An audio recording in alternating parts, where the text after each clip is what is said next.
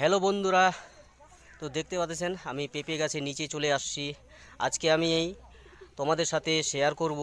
আমি অনেক দেখেছি ইউটিউবে ফেসবুকে যে পেঁপে গাছ, পুরুষ পেঁপে গাছকে মহিলা পেঁপে গাছে কীভাবে রূপান্তরিত করে, সেটাই আমি তুলে ধরবো তোমাদের সাথে। যদি ভালো লেগে থাকে অবশ্যই লাইক শেয়ার কমেন্ট করবেন। এই যে দেখতে পাচ্ছেন এই পেঁপে গাছটা, এটা হচ্ছে মহিলা পেঁপে গাছ, এই ফুল আসছে।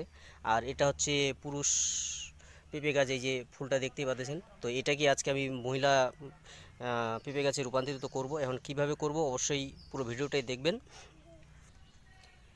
এই যে নিয়ে আসছি কেচিদা নিয়ে এই গাছটা যে গোড়াটা আছে, এই গোড়াটার মধ্যে আমি এখন করব কি, গোড়াটার মধ্যে আমি চিড়ি দিব।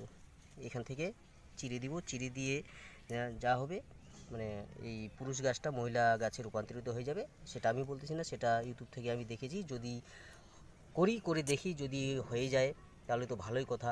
হ্যাঁ, আর তাহলে ভিডিওগুলো সত্যি হয়ে যাবে, সত্যি না মিথ্যা সেটাও বোঝা যাবে, প্রমাণ হয়ে যাবে। তো আসুন তাহলে একেবারে আমরা করি, একবারে দেখি একবারে। এই যে দেখেন, এভাবে আমি তার মাথা ঢুকিয়ে দিলাম পেঁপে গাছের গোড়ায়। এই যে দেখেন, এই দিক থেকে এদিক পার করে দিলাম এবং এই যে দেখেন চিড়ে দিলাম, এখান থেকে দিলাম। এখন আমি এই পাশ থেকে দিব।